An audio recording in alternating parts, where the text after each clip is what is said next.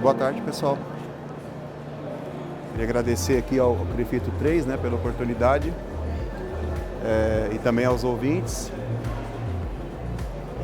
Nessa oportunidade aqui, a gente vai estar falando um pouquinho sobre a análise da variabilidade da frequência cardíaca. Isso é um tema relativamente novo, tá? E ele pode ser bastante utilizado cada vez mais. Vi uma colega falando agora há pouco sobre telemedicina, né, que são os procedimentos médicos que são feitos à distância, muitas vezes, né? E a gente consegue usar essa tendência, né, de você estar trabalhando com algumas análises remotas, né, sem que o paciente precise estar no ambulatório, para algumas análises de approach, né, ou algumas análises de que a gente consiga fazer algumas percepções sobre a saúde, sobre o rendimento do indivíduo. E aí, a partir disso,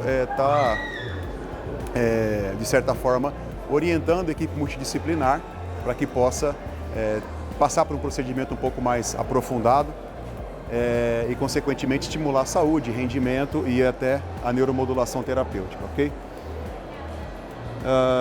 Então a gente fundou a Variavita esse ano. A gente tem como objetivo, através do uso da variabilidade da frequência cardíaca, estimular a saúde geral, a alta performance humana e esportiva, através desse princípio de avaliação. A nossa visão: difundir a metodologia de coleta e análise da variabilidade no Brasil e também no Mercosul. É importante salientar que eu já sou fisioterapeuta e eu tenho bastante tempo de experiência de trabalho dentro do esporte adaptado. Trabalhei como fisioterapeuta do Comitê Paralímpico Brasileiro durante 11 anos. E a gente trabalha com um contexto de excelência e alta performance.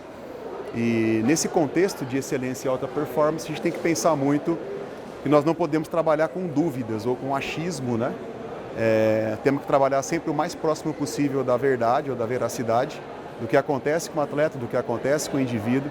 E nesse sentido, a variabilidade é uma ferramenta que nos ajuda a compreender alguns mecanismos importantes que podem tanto evitar que esse atleta entre num processo de excesso de treinamento, por exemplo, ou ajudar a equipe multidisciplinar a perceber quando um alimento não é ideal para esse atleta, um suplemento, tá? De repente, quando a rotina de treino não está sendo exatamente assertiva para esse atleta, beleza? Isso fala um pouco sobre o esporte, mas você pode trabalhar com pessoas comuns, pacientes comuns, tá? A variabilidade não é específica do atleta. Ela acontece bastante dentro do alto rendimento, mas ela também pode ser utilizada para qualquer pessoa. O importante aqui, a gente tem essa introdução mostrando que a ideia de homeostase estática, ela é errada, né? Então, eu tenho a minha homeostase, eu tenho o meu equilíbrio, tá? Isso nunca é contínuo, isso nunca é estável. Nós o tempo todo sofremos algumas pequenas alterações, a nossa vida no dia a dia é sempre repleta de problemas, de alterações emocionais, estresse, poluição, alimentos que você come, água poluída. Então, assim, tudo que vem do ambiente externo, tá? Que você coloca para dentro do seu corpo, seja inalando, comendo, bebendo, ou qualquer informação negativa que você recebe, que é estressante, tudo isso causa um impacto no seu sistema nervoso autônomo, tá? E certamente o seu sistema nervoso autônomo é ele que regula os batimentos cardíacos, tá? Então a variabilidade nada mais é do que isso, a gente entender o que é que o coração fala, né, em termos matemáticos, em termos estatísticos, né, a partir de perturbações que o indivíduo recebe, beleza? E essas perturbações podem vir tanto do ambiente externo quanto do interno, tá? E aí eu tenho uma série de verificações matemáticas que a gente pode fazer para entender de onde vem o problema ou qual é a maior perspectiva de origem do problema e ajustar isso de uma forma preventiva e também terapêutica, ok?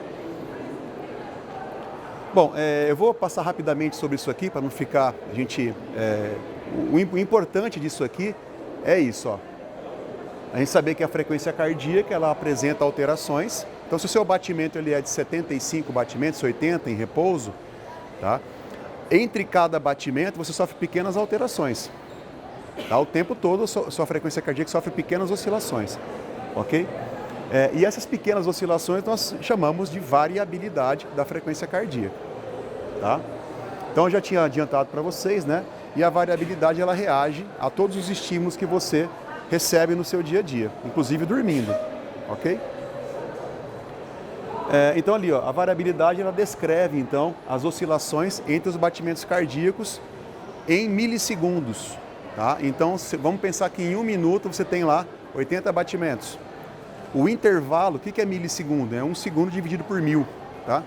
Então entre cada batimento que você tem, esse intervalo ele varia na escala de milissegundos, tudo bem? E entender essa variabilidade, esse índice de variação entre os batimentos cardíacos, tá? Nos dá uma noção de saúde desse indivíduo, desse atleta. Vamos já entender uma coisa: quanto maior é a variabilidade, maior é o estado de saúde que eu espero da pessoa. Tá? Quanto menor é a variabilidade, menor é o estado de saúde geral. E quando eu falo saúde, não só saúde, falo de performance, tá? Performance atlética, esportiva, performance humana, capacidade cognitiva, comportamental, relacional. Tá? Então, basicamente assim, o cara que tem uma variabilidade ruim, né, ele está mais perto da cova, vamos chamar assim, tá? E o que tem uma variabilidade boa, ele é mais capaz de interagir com os estímulos nocivos que ele recebe no dia a dia, tendo resiliência a esses estímulos, tá? Boa capacidade de adaptação. Então aqui rapidinho, ó, vocês estão vendo um fragmento de um tacograma, né, um fragmento de um traçado eletrocardiográfico, tá? E podem perceber que lembra do batimento, todo mundo da área de saúde aqui? Todo mundo? Então ele lembra o complexo QRS, né, do batimento, a onda R. Então o intervalo em milissegundos entre as ondas R, isso ao longo de 1 minuto vai compor o estado de variabilidade da frequência cardíaca desse indivíduo, tá?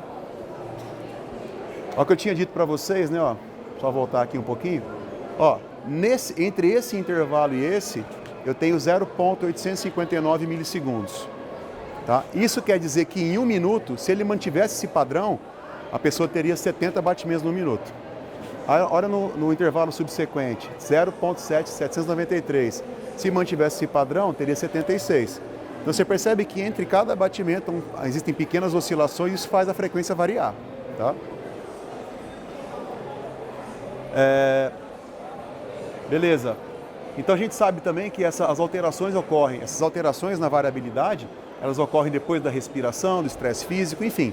Todas as informações ambientais, elas estimulam a sua variabilidade, mais ou menos, tá?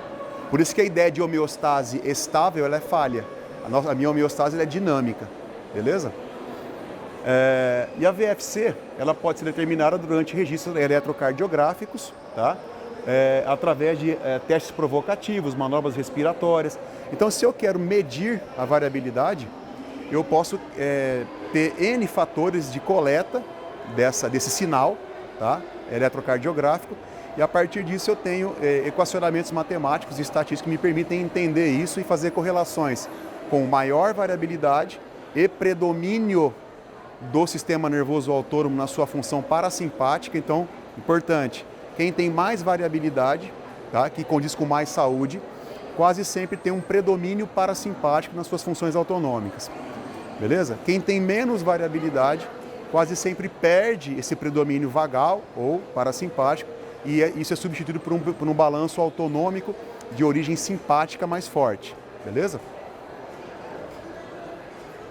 Bom, questão de origem da variabilidade já não é tão novo, né? Isso ficou bem famoso lá, o Ron e o Ron Lee, né? Eles, lá na década de 60 ainda, eles verificaram uma correlação muito bem definida entre variabilidade ruim e sofrimento fetal, tá? Depois, mais tarde, aqui o Klager, eles confirmaram que a variabilidade era um potente preditor da mortalidade após infarto agudo do miocárdio. Então, as pessoas que infartavam, que tinham uma variabilidade pior, tendiam a morrer mais do que as que infartavam que tinham uma variabilidade melhor. Isso também foi verificado em transplante cardíaco, tá? Então, hoje, na faculdade onde eu fiz o estrito senso, meu orientador era cardiologista, trabalhava com transplante. Então eles faziam análise de variabilidade da pessoa que iria fazer o transplante, né? E ali o que eles percebiam? Quando a variabilidade era ruim, o índice de morte pós-transplante era superior a 90%. Tá? Então a variabilidade ela é um importante preditor tá, de fatalidade pós-infarto ou pós-transplante cardíaco. Tá? E nós vivemos na época da chamada prática com base em evidência. Todos são da físio. Quem é da físio? A maioria. Quem não é da físio, que é de outra área. Mas a gente vive na época hoje, nas ciências médicas, por assim dizer, olha, não podemos trabalhar com nada que não tenha comprovação científica, que não tenha evidência científica. E aqui eu tenho, né? Só lembrar que nós não podemos esquecer que o tripé que embasa, tá, a prática com base em evidência tem que ser composto por essas três esferas. A melhor evidência científica disponível sobre aquele tema, mas eu também não posso esquecer que é importante a experiência clínica de quem trabalha com isso, a expertise e a preferência do seu cliente, do seu atleta, do seu paciente. Então, esse equilíbrio é que traz. Infelizmente, no Brasil, a gente percebe que há um tendenciosismo grande para só isso aqui. Ó. Tá? E não dá para... Nós não trabalhamos com robô, trabalhamos com ser humano. Ser humano é complexo. Tá? Então, assim,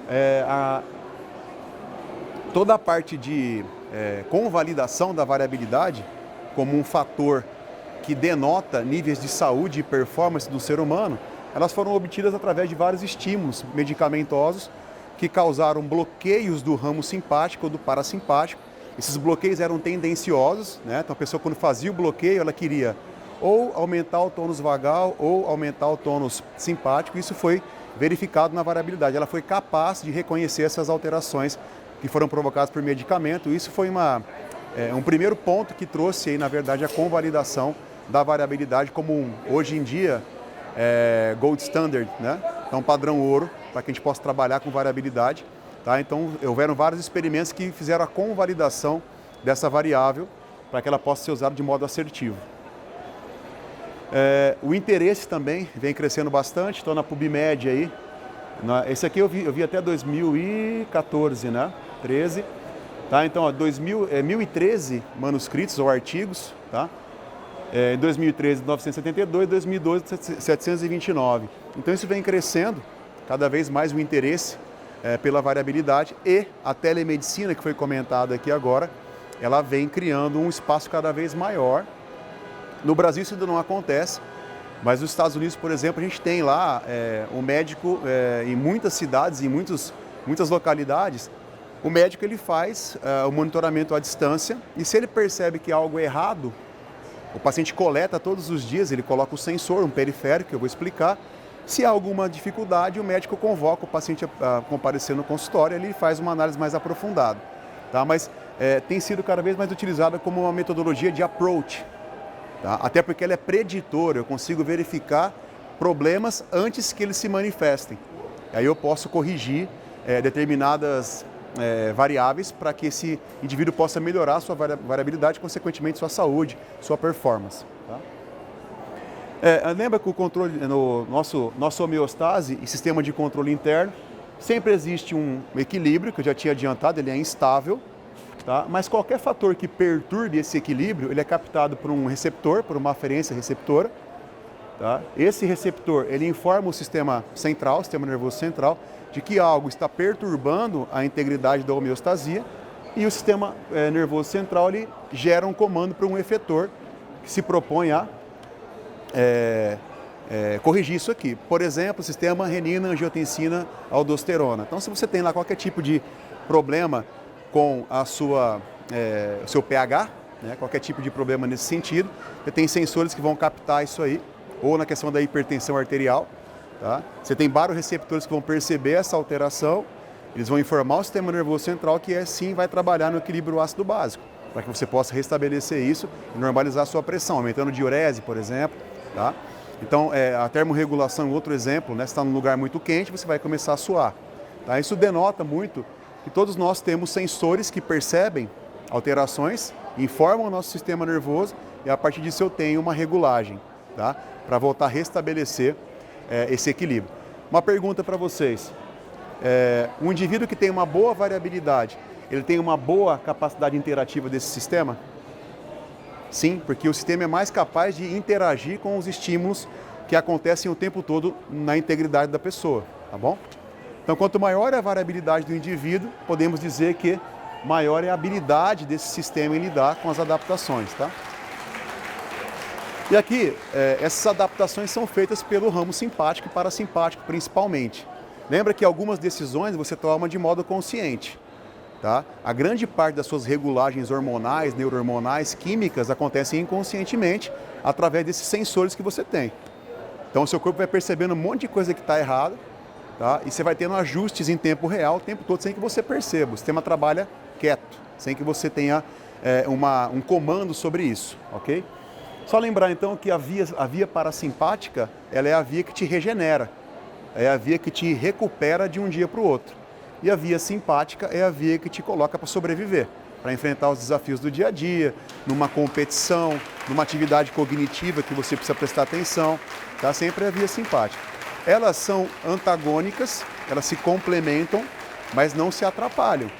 Se começar a se atrapalhar, eu tenho uma desautonomia, eu tenho um problema funcional do sistema nervoso autônomo que pode ser reconhecido também pela variabilidade, tá?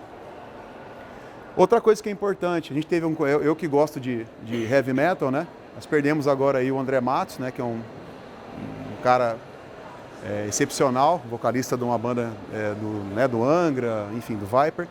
E ele, a família agora soltou a nota, esclarecendo os motivos da morte dele. Ele é um cara que trocou a noite pelo dia, tá? E isso é um baque do sistema nervoso autônomo. Toda a nossa regulagem simpática e parasimpática, ela é feita através da luz solar ou da luz artificial. Durante o dia, a luz solar está presente, estimula hormônios de estresse, como o cortisol, para que você ative a via simpática, beleza? Eu estou sobrevivendo durante o dia, eu tenho que trabalhar, tenho que produzir, tenho que comer, né? Eu tenho que buscar meu alimento, tenho que me proteger, tenho que me preservar, tenho que me organizar, tá? E à noite, o cortisol cai, tá? E a melatonina sobe. E a melatonina é um hormônio que vai estar intimamente ligado ao ramo parasimpático de recuperação. Você precisa dormir para se recuperar. Então não é inteligente você trocar a noite pelo dia. Por mais que você acabe tendo hábitos noturnos, aí eu tenho que considerar também a questão de cronotipo da pessoa, se ela é mais matutina, vespertina e tal, mas não é inteligente, tá, eu fazer essa troca, beleza? Isso vai me trazer problema, tá? E até porque, lembra, a maioria dos infartos acontecem de madrugada. Justamente quando você não tem um bom equilíbrio autonômico, tá? Uma arritmia, ela pode acontecer, uma desritmia no período noturno e você infarta dormindo, beleza? E nós sabemos, pessoal, que o indivíduo hoje, o nosso paciente, o nosso atleta, quem você for monitorar com a variabilidade, ele é uma pessoa que nós sabemos que o nível de variabilidade que ele pode apresentar depende da idade, do gênero, né? Fatores genéticos, estilos de vida, né? Toda a parte biopsicossocial, tá? Também a questão de agricultura, alimentação, educação, ambiente de trabalho, convívio e condições de trabalho, desemprego, a parte sanitária, questões de saúde, moradia. Então tudo isso aqui, todo esse macro contexto influencia no indivíduo, né? Agora percebam, dá para perceber que de tudo isso aqui eu posso ter fatores de perturbação, não tem? Beleza? Agora, quanto mais variabilidade tem o meu indivíduo, meu paciente, meu atleta, maior a capacidade dele interagir com tudo isso aqui de uma maneira assertiva ou resiliente, ok? E tem pessoas que não conseguem lidar muito com questão de trabalho, problema no relacionamento conjugal, problema com o técnico, problema com o sistema de treino. Tá? Se as pessoas não conseguem se adaptar, quase sempre, se você for avaliar, tem uma variabilidade ruim, tá bom? E nós vivemos no mundo do estresse. Hoje é um excesso de informação, estavam conversando com o meu amigo ali, de que hoje as pessoas, tanta informação que elas estão desinformadas, não conseguem prestar atenção nas coisas, não conseguem perceber oportunidades, é tudo um estouro de boiada que eu falo, tá todo mundo correndo, um monte de informação rolando. E, eu percebo muito que eu trabalho com curso de formação, você manda o flyer pro cara, com as informações todas, te pergunta onde vai ser o curso, que hora vai ser. Então você se desgasta subsidiando informação e a pessoa não lê, né? Então o estresse, todos nós estamos imersos num contexto de estresse. É universal essa realidade, a não ser que você mude para o Tibete, né, e vai ser um monge no Tibete. Mas você está no mundo ocidental, no mundo capitalista, né, competitivo, você está imerso num contexto de estresse. Quem vai se dar bem aqui? Quem tem mais variabilidade ou menos? Mais, tá? Beleza? Então nós temos que desenvolver a resiliência através de uma boa variabilidade. Elas estão intimamente ligadas, tá? E nós sabemos aqui também, né? O estresse é algo bom. Eu não devo... É que a gente tem muito aquela ideia de que o estresse é preocupação, é nervoso. Estresse é um vetor de perturbação, tá? Que todos nós sofremos. Agora, eu preciso reagir de modo estressante diante de uma situação que me perturba, tá? Agora, não o tempo todo, não para sempre.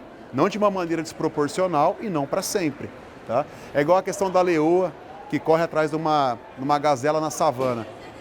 É uma situação de luta ou fuga. Os dois estão estressados, estão simpaticotônicos ali, percebe? Se ficar vagotônico, já era. Tem que ir, pá. Agora, você acha que a gazela, se ela conseguir escapar, ela vai ficar magoada com a leoa? Não vai, ela esquece daquilo ali e volta. Todo dia ela vai se arriscar para comer, para beber. A gente não, a gente fica remoendo, fica irritado com tudo. E é isso que arrebenta com a gente. Então, é isso que faz com que o seu estresse, né, ele te leve à exaustão em algum momento. E aqui lembra, ó, depressão, síndrome de burnout, né? Quantos pacientes estão extenuados com diagnóstico de depressão, mas estão sofrendo por uma fadiga adrenal? Estão simpaticotônicos há muito tempo, isso esgotou a reserva e a pessoa prostra. Aí, infelizmente, muitos pacientes desses são diagnosticados de modo errado, com depressão, e tomam medicamento simpaticotônico para ativar o simpático. Tá? Vai acontecer invariavelmente daqui a pouco, se ninguém perceber, um infarto ou um derrame, ou um mal súbito, uma crise súbita. Tá? Então, assim, com relação à performance, se eu entendo que o estresse é minha maneira de reagir a fatores de perturbação, exógenos e endógenos, tá? Eu preciso ter uma reação estressante e resolver o problema. Se eu não resolvo, e aquilo fica se prolongando na minha vida, logicamente, quanto mais sobe a minha curva de estresse, e por quanto mais tempo ela dura, meu nível de performance vai cada vez mais cair.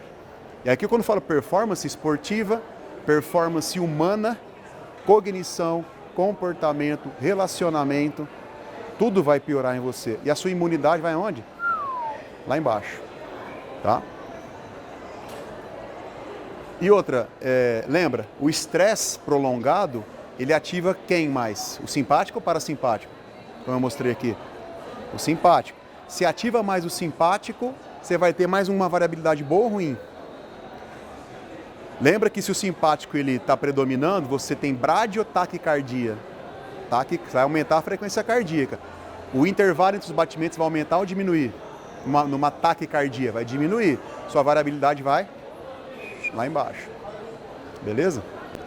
Tá? Agora, também pode haver um problema que não é do ramo simpático. Você pode ter uma retirada vagal. A pessoa ela tem um déficit, tá, do sistema parasimpático. Então está tudo certo com o simpático dela, mas ela não tem uma boa capacidade de ativar a via parasimpática. Então ela não se recupera, tá? E o estresse, gente, olha ali, ó, ele tem impacto sobre o seu corpo, sobre a sua mente, sobre o seu comportamento, sobre as suas emoções. Ele te arrebenta por inteiro, né? O estresse não come só uma fatia da pizza, ele come todos ao mesmo tempo. Lógico que pode comer um pouco mais esse, depois vai comer um pouco mais desse, mas não há como você setorizar o estresse a um ramo da sua vida. Ele pega tudo, tá? Ele te atrapalha em tudo, tá? E aqui, doenças crônicas não transmissíveis. Todas as doenças chamadas funcionais, que a colega do Rolfing comentou, as chamadas síndromes funcionais, não é? Que são aquelas doenças que têm diagnóstico controverso, complexo, tá? Que você não consegue diagnosticar por exames, é difícil o diagnóstico, tá? E elas não têm nenhum tipo de base infecto-contagiosa, tudo bem? Então não há problema de infecção por vírus, bactéria, fungos, são doenças funcionais. E aqui, esse dado é importante para nós, respondem por 72% dos óbitos no Brasil, certo? Cada 10 pessoas que morrem, quase 7 aí estão morrendo por doenças funcionais, beleza? E aqui você pode perceber a lista de fatores predispositores às doenças crônicas não transmissíveis. Em primeiro lugar, está o estresse. Aqui são fatores predispositores e as doenças estão aqui. No nosso caso, olha ali, gente, ó. Olha só as vedetes do momento, né? O que tem de franquia de emagrecimento, né? Olha lá a obesidade. As doenças cardiovasculares, olha o diabetes, olha a fibromialgia, olha as doenças neuropsiquiátricas, tá? Olha ali a dor crônica, câncer. Então não é brincadeira. O estresse ele é algo real e ele pode ser mensurado de uma maneira paralela através da variabilidade. Eu consigo ter uma ideia dos níveis de estresse pela variabilidade, tá? E como que eu posso usar essa tal de variabilidade hoje em dia, eu que estou na área da saúde? Então a gente costuma falar, a variabilidade não é uma atividade intrínseca a uma classe profissional, ela é multiprofissional. Então pode usar o educador físico, pode usar o pedagogo, pode usar o coaching, né? Pode usar, na verdade, o educador físico, pode usar quem trabalha nas diversas áreas onde você tem que ter rendimento humano ou esportivo. Beleza?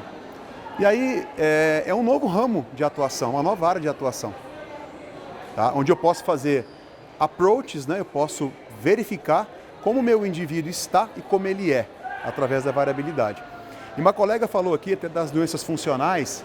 Ah, mas assim, é difícil você diagnosticar uma fibromialgia, uma síndrome do intestino irritável, né? Uma síndrome de fadiga crônica, porque é controverso, os exames não te dão dados.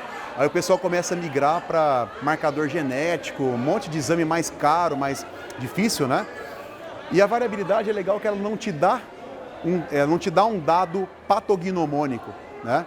Ó, esse dado aqui, então esse marcador hormonal, ele confirma que você tem uma doença tal, tá? Mas ele te dá um padrão de comportamento, tá? De desarranjo. Então você entendendo o comportamento de desarranjo, você consegue entender como está o equilíbrio da pessoa. E se você vai entrar com um tratamento para ela, seja medicamentoso, nutricional, neurolinguístico, tá? Psicológico, você consegue verificar o padrão de comportamento do sistema nervoso autônomo a partir do momento que você começou a trabalhar essa sua terapia. Então eu consigo modular, eu consigo ajustar o meu tratamento a partir do modo como o meu sistema nervoso autônomo reage e como a minha variabilidade melhora ou piora. Tá? Então assim, se você entrou com um tratamento para dor, o seu paciente, e você monitora a variabilidade dele antes, durante o processo e no final. Tá? O que eu espero? Se meu paciente ele começa a ser um paciente que tem menos dor ao longo do tratamento, qual é o paralelo que eu espero fazer com a variabilidade? Que ela aumente em termos gerais ou diminua? Aumente.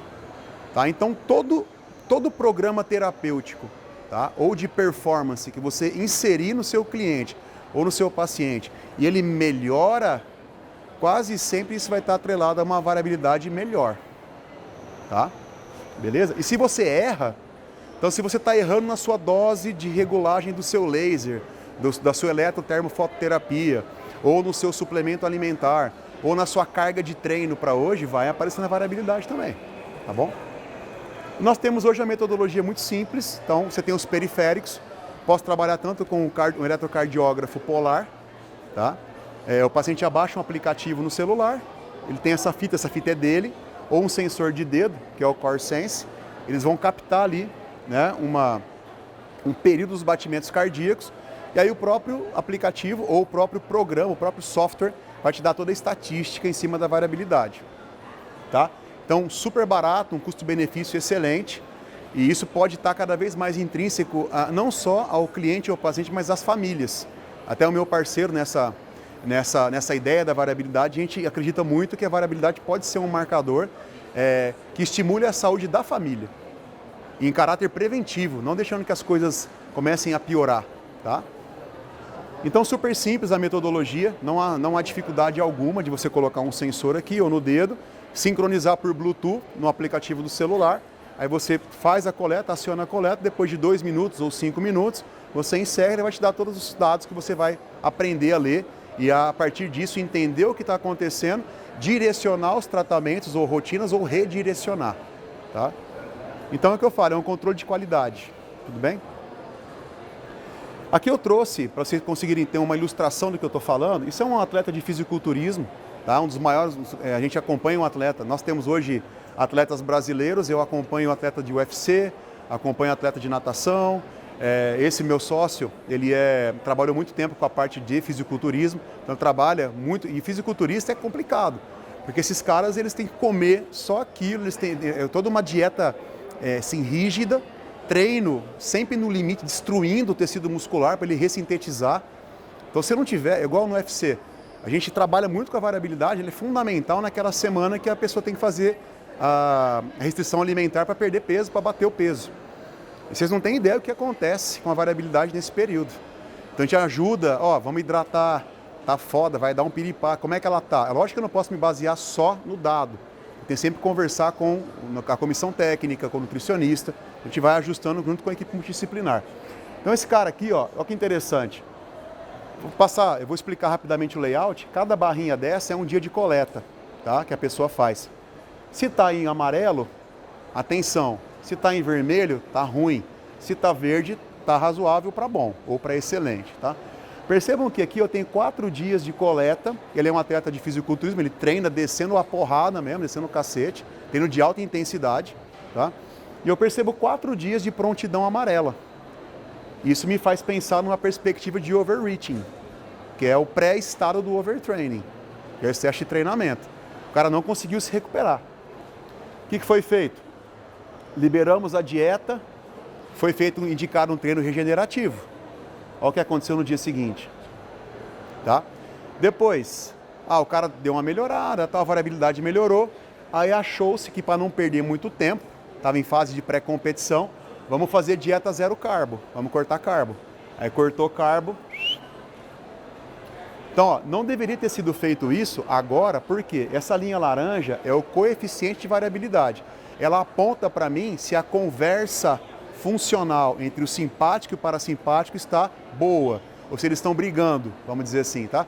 Sempre que a linha laranja sobe, o pau está comendo, eles estão brigando entre si, eles não estão se entendendo, tá? Então não adianta, por mais que ele tenha tido uma prontidão muito boa depois dessa correção que eu fiz, olha como é que está o coeficiente dele, está alto ainda. Não adianta eu querer jogar um outro fator de perturbação na sequência, tá? Ele voltou a cair, beleza? Depois, a gente acertou aqui com a parte nutricional, ele voltou a ter uma melhora.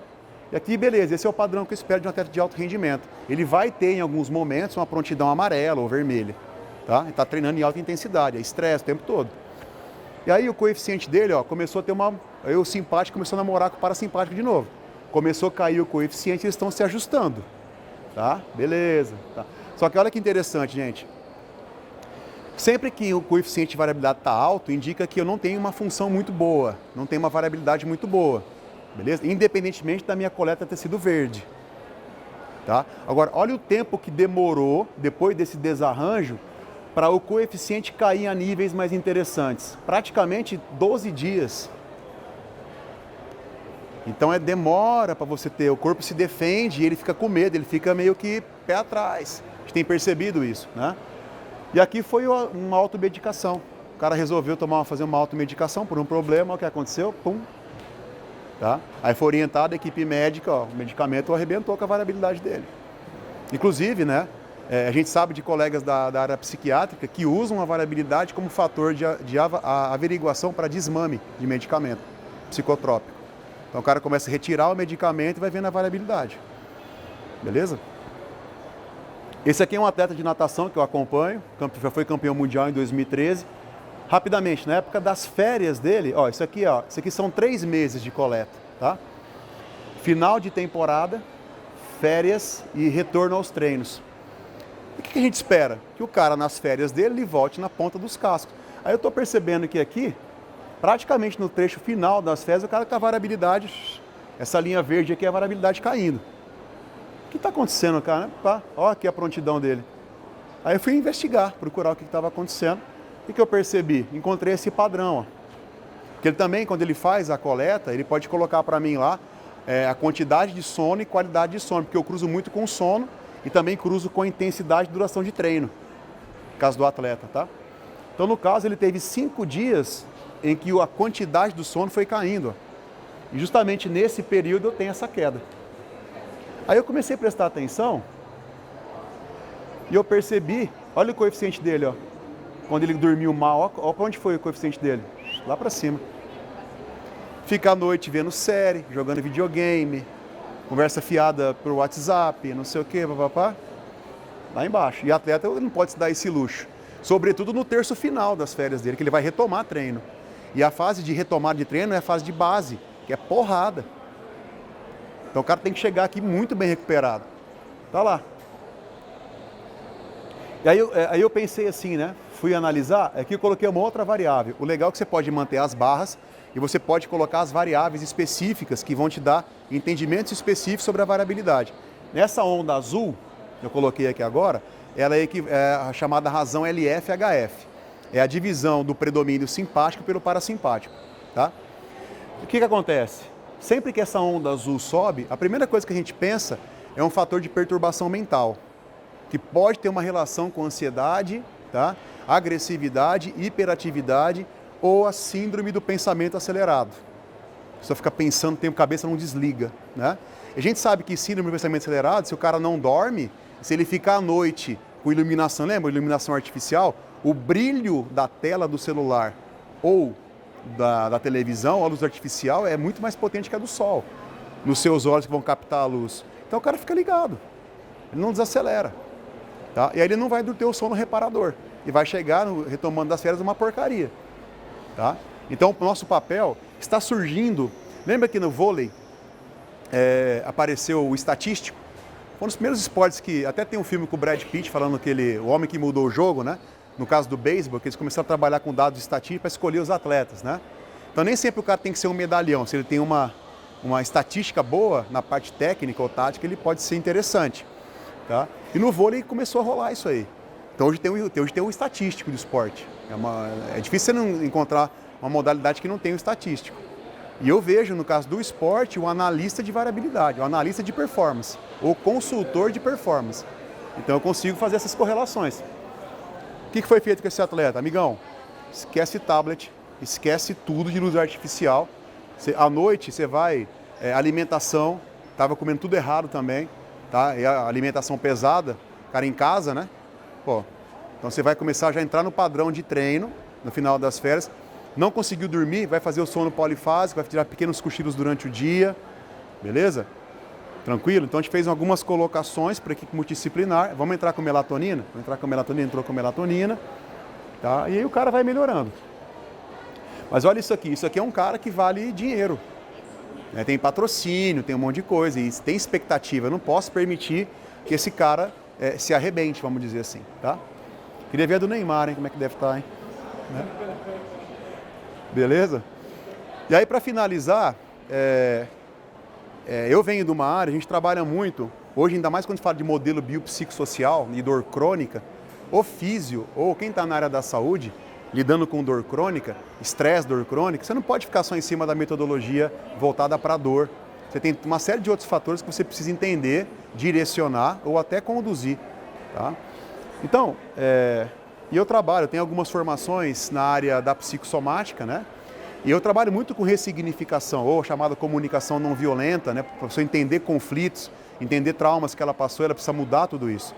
E aí, lembra que aí o psicólogo que trabalha com ressignificação, ou o coaching, que trabalha com toda a dinâmica de motivação, ou linguagem motivacional, será que o cara consegue entender isso bem? Será que o neurolinguista ele consegue trabalhar a informação de uma maneira que destrave um mecanismo de conflito para o paciente ou para o atleta? Então lembra, o ser humano ele é quaternário enquanto entrada sensorial, enquanto entrada neurolinguística, né? Então, tudo que você recebe, em termos de informação verbal, você concorda, você discorda, você pode concordar parcialmente ou discordar parcialmente, aí é o conflito. Que o concordar parcial ou discordar parcial não é uma decisão. Isso pode criar uma base de conflito no seu sistema neurocognitivo, tá? Então, quando você for trabalhar, hoje tem o pessoal da microfisioterapia, tem o pessoal da germânica, tem o pessoal dessas linhas da psicossomática, trabalham com ressignificação, e eles têm prestado atenção nisso. Pô, mas eu quero entender o que acontece dentro do sistema neurocognitivo para saber se eu estou passando uma informação correta ou não. Tá? Então você passa a informação e essa informação ela entra no sistema neural, tá? Como um engrama. O que é um engrama? É uma unidade, como é o bit para a informática, o engrama é para a informação que o seu cérebro absorve. Então, se você tiver uma informação boa, tá, você pode ter a construção ou a substituição dessa informação boa que ocupa o lugar da informação conflitual. Você vai ressignificar. O que é ressignificar? Você apontar para o cara onde é que está o conflito, entrar com uma informação que ressignifica, para tomar o lugar dela. E esse tomar o lugar, se você tiver essa habilidade em trabalhar a informação, você, pela repetição, você vai consolidando esse engrama em sinapses de memória. Então o cara vai realmente absorver aquilo. E isso dá para esse mecanismo todo, que pode durar alguns meses, tá? Você consegue também ajustar ou perceber isso com a variabilidade. Beleza? E lembra, ó, você passou uma informação nova para o seu cliente ou paciente, quando ela entra no sistema, ela é representada por um conjunto de sinapses flutuantes. São sinapses frágeis. Se a informação antiga, que é estressante, ela voltar a entrar em cena, ela rapidamente destrói isso aqui. Então eu preciso manter a informação positiva ao longo do tempo. Aí eu vou amadurecendo essa sinapse, vou aprofundando mais a rede neural. Aí o indivíduo ele vai evoluir de sinapse flutuante para uma sensibilização e neuroplasticidade neurocognitiva à informação, condicionamento operante e o potencial de longa duração. Aqui o indivíduo venceu o conflito. Aqui ele ressignificou. Beleza? Então acompanhar esse processo, que é um interesse muito grande de quem trabalha com qualquer tipo de inferência neurocognitiva, tá? A variabilidade pode te ajudar a entender o que está acontecendo enquanto o paciente não fala. Porque o paciente pode mentir, né? Ele pode falar que não está, conforme o interesse dele, ele pode jogar com você. A variabilidade não deixa, tá? Eu falo, a variabilidade não mente. E aqui lembra, ó, o cara passou por uma situação estressante, nós passamos, tá? Até uso o ratinho para ilustrar para vocês o nosso sistema inconsciente, tá? Que é de sobrevivência, tá? Então, você passou por algo estressante, se eu criar uma âncora, nesse caso aqui o ratinho passou por algo estressante, eu joguei uma luz azul. Toda vez que ele vê uma luz azul, ele vai ficar com medo. Ele vai querer fugir da luz azul. Mas, se eu trabalhar uma informação positiva, ó, ali onde tem a luz azul, você tomou o choque, você encontrou também ratinhas ali para copular, para criar uma família, vamos dizer. Tá? Qualquer informação que eu jogue positiva no contexto do que antes era negativo, pode substituir. Beleza? Aí eu posso, ó, quando eu jogo de novo a luz azul, numa experiência agora aprazível ou não estressante, o que acontece com o ratinho? A informação que veio por último e que foi mais repetida ou mais aprofundada, ela sobrepõe a antiga. Tá? Então ele vai entrar de novo na luz azul, porque o que ficou mais registrado e consolidado foi essa experiência e não essa. Então, vejam, não basta trabalhar só com qualidade, tá, da intervenção, eu preciso ter frequência. Beleza? Que aí o sistema neurocognitivo absorve e realmente substitui o ruim pelo bom, tá?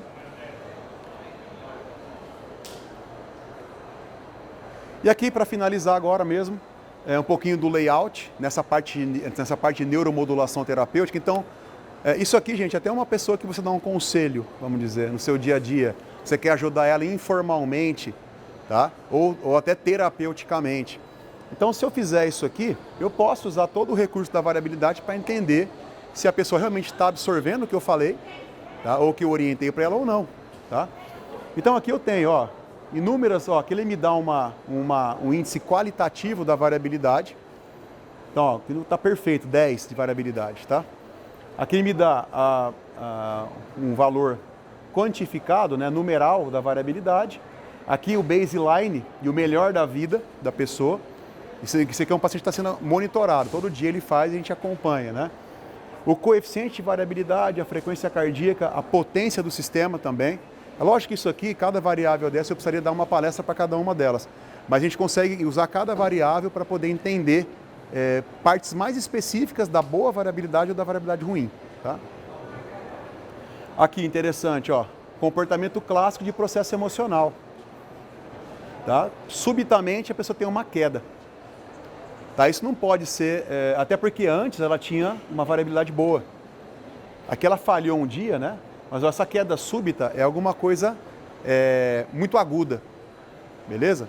E se fosse algo orgânico, eu começaria a perceber alguns problemas aqui antes, que não é o caso. Então quase sempre isso aqui é emocional. essa queda abrupta, uma preocupação, um pensamento obsessivo, compulsivo, um medo de alguma coisa, tá? Olha o coeficiente de variabilidade da pessoa. Beleza? Então o que está sendo feito aqui? Ó? Após esse estresse que ela passou, a conversa entre eles passou a não ser muito boa, tá? Mas aí se eu tiver um ajuste terapêutico bacana, eu consigo frear essa subida, tá? Eles começam a conversar de novo até que esse coeficiente possa cair. Veja que o coeficiente, ele espera um pouco, ó, que ele fica assim, ó, vamos ver se você vai conseguir manter. Se você não consegue manter, eu mantenho a conversa entre os dois ainda. A hora que ele percebe que há uma frequência de bem-estar, ele começa a reduzir, tá? Então não é de uma hora para outra. Aqui também, né?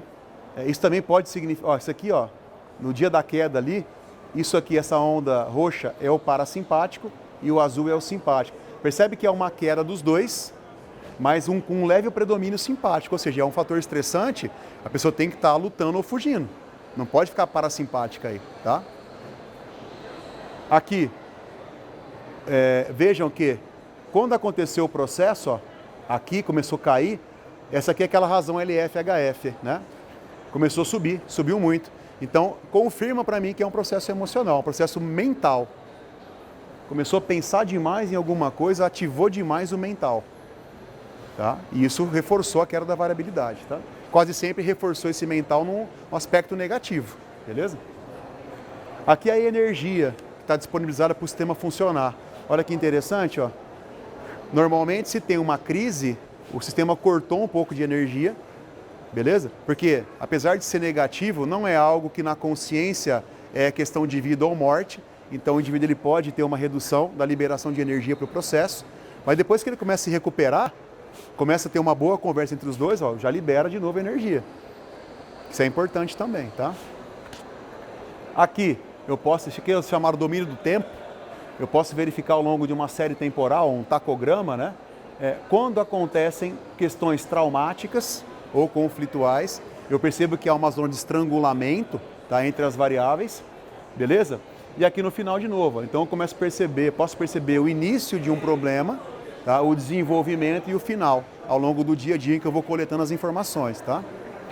Então assim, quando houver um dia que eu percebo que essa série, ela tem essa linha vermelha zigue-zague mais ou menos regular, essa linha roxa em cima, acima dessa ondulação, ela fica acima, que é a variabilidade, e embaixo essa linha cor-de-rosa, que é a frequência cardíaca, fica embaixo, que é o padrão sanduíche. Frequência cardíaca mais baixa, na fatia de baixo, o recheio é a ondulação, que é a variabilidade, e a fatia de cima é o índice de variabilidade. Então, quando eles ficam mais ou menos cada um na sua posição, eu percebo que o negócio está estável, tá? E aqui, domínio da frequência, olha aqui, nível de perturbação que a pessoa recebeu no dia ou no dia anterior, e olha a capacidade do parasimpático interagir, perfeito. Lembra que deu 10 lá? Ó. Então, o cara está tomando porrada, tá? Mas o parasimpático dele está sendo resiliente, ele está acompanhando o processo, beleza? Então isso mostra que o meu indivíduo está muito bem equilibrado. Ele pode sofrer estresse, mas ele se recupera de uma maneira muito assertiva, beleza? Porque há essa chamada coerência autonômica entre o simpático e o parasimpático. E aqui, domínio do caos, ou domínio da não linearidade. Aqui, gente, através do plot de Poincaré, ou dispersograma, o que são esses pontinhos vermelhos? É o intervalo entre cada batimento cardíaco durante a coleta, tá? Então, assim, se os pontinhos vermelhos se dispersam mais ao longo desse eixo oblíquo, há um predomínio simpático. Se eles se afastam, parasimpático. O indivíduo com uma boa variabilidade, uma variabilidade excelente, ele tem o formato de cometa. Você vai ter aqui os pontinhos mais aglutinados aqui no início, conforme vai indo para trás, ele vai abrindo. Percebe que tem essa tendência, não tem? Mas ainda um pouco de forma irregular. Porque você viu que lá no gráfico ele ainda está meio que se ajustando. Tudo bem? Então aqui eu consigo fazer algumas inferências não lineares. Aqui é muito importante a expertise do profissional. Dentro da área dele ele pode perceber coisas aqui, tá? Que não necessariamente as variáveis lineares vão te dar. Que as lineares são o domínio da frequência do tempo, que eu mostrei antes. Essa aqui é onde você pode fazer algumas inferências de irregularidades ou dentro da sua expertise ou percepção profissional, tá? Bacana, o seu cliente ele pode, dentro das variáveis principais, ele pode ser comparado com a média a partir de gênero e idade. Tá? Então, olha só, meu paciente está bem próximo do ideal para a faixa etária dele. Beleza? Então, eu posso ter um padrão de comparação com a população geral. E eu também tenho o laudo. Ele vai tirar um laudo em que eu tenho domínio do tempo, variáveis lineares, domínio do tempo, domínio da frequência e as não lineares, domínio do caos. Tá? Então eu consigo ter todo um aparato aí para que eu possa realmente acompanhar meu cliente, meu paciente, meu atleta e saber se tudo aquilo que ele passa, ou tudo aquilo que ele é feito ou submetido está sendo assertivo através de uma boa variabilidade. E quando ela está ruim, o que é que está acontecendo? De onde vem o problema? Vem da esfera emocional? Vem da esfera alimentar? Vem da esfera infecto-contagiosa ou imunológica? Vem da esfera neurocognitiva? Tá? De onde vem o problema? Da poluição? Da queda de sono, beleza? Da negatividade que ele tem ou da pessimismo intrínseco à personalidade. Então eu começo a conjecturar com uma série de fatores. Eu também posso reconhecer isso aí e corrigir. Vejam, o analista ele não vai fazer tudo sozinho. Tá? O objetivo é alimentar a equipe multidisciplinar com as informações. Cada um na sua área vai lá e faz a sua intervenção se necessário achar. Tá?